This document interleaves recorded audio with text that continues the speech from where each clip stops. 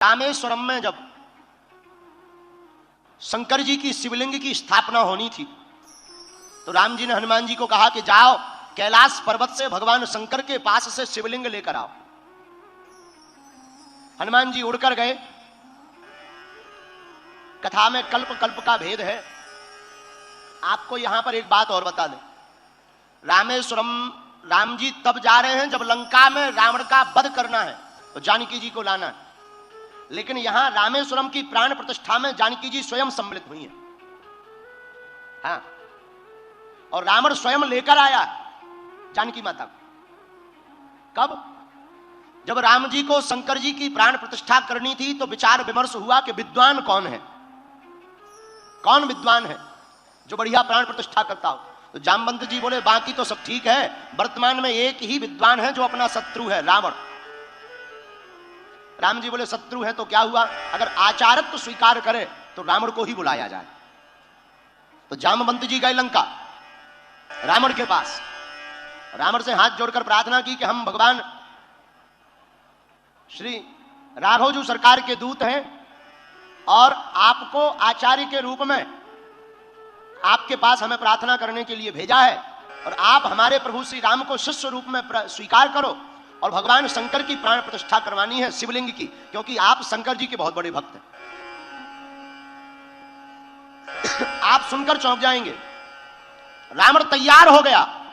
रावण जानता था कि वही राम है जिनको हमसे युद्ध करना है, जिनकी पत्नी का हम हरण करके आए। लेकिन रावण ने कहा जामवंत जी जाओ, आप अपने राम जी से कह देना कि पंडित जी तैयार हैं और यह प्राण प्रतिष्ठा करवाने के लिए रामेश्वरम आ जाएंगे।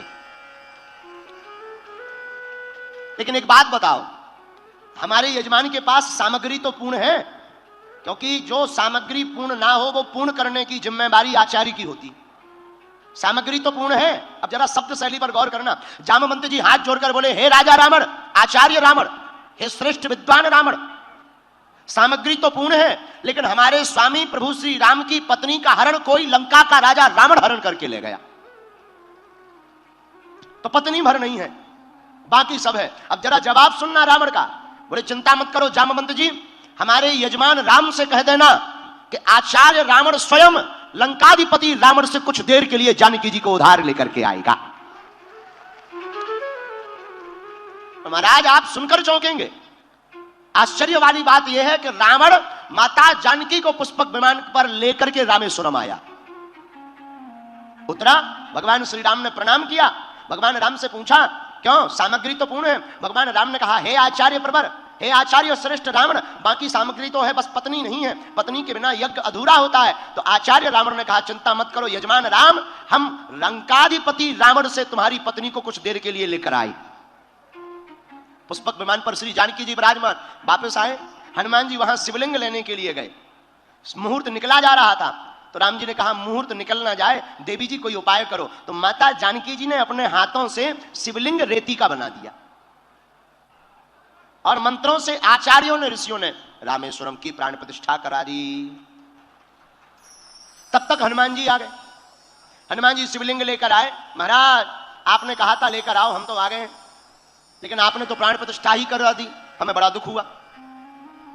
हनुमान जी के भाव को देखकर राम जी बोले परेशान मत हो, एक काम करो, तुम ये शिवलिंग जो रेती वाला है, बालू का बना हुआ, रेत का, इसे उठाकर उसकी जगह ये कैलाश पर्वत वाला रख दो।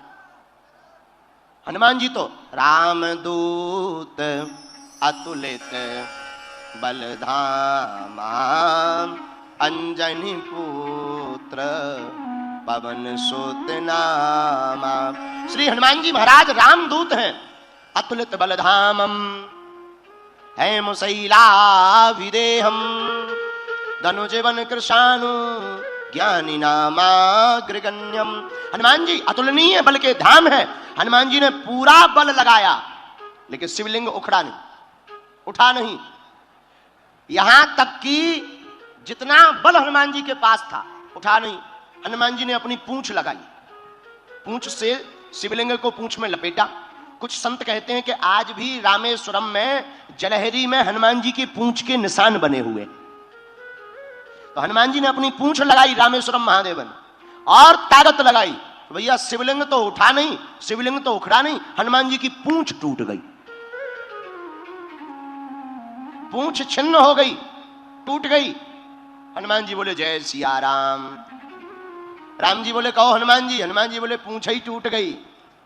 लेकिन एक बात बोले, हनुमान जी की पूंछ टूट जरूर गई पर जुड़नी भी है। बोले क्यों? बोले पूंछ हमारी नहीं, पूंछ तो प्रभु श्री राम से हमारी है। हनुमान जी कहते हैं हमें कौन पूछता है, प्रभु श्री राम से ही तो है पूंछ हमारी।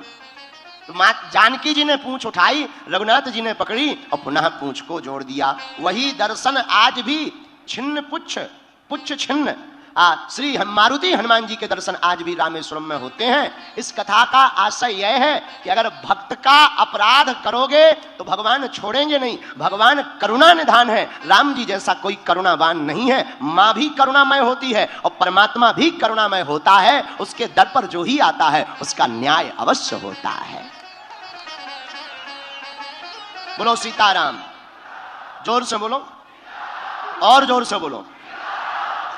तो हनुमान जी भी करुणावान है, परमात्मा भी करुणावान है और मां भी करुणावान है। इसलिए हमने कहा किसी के पास अभाव है, किसी के पास प्रभाव है, किसी के पास भाव है, लेकिन प्रभु के पास सुंदर स्वभाव है।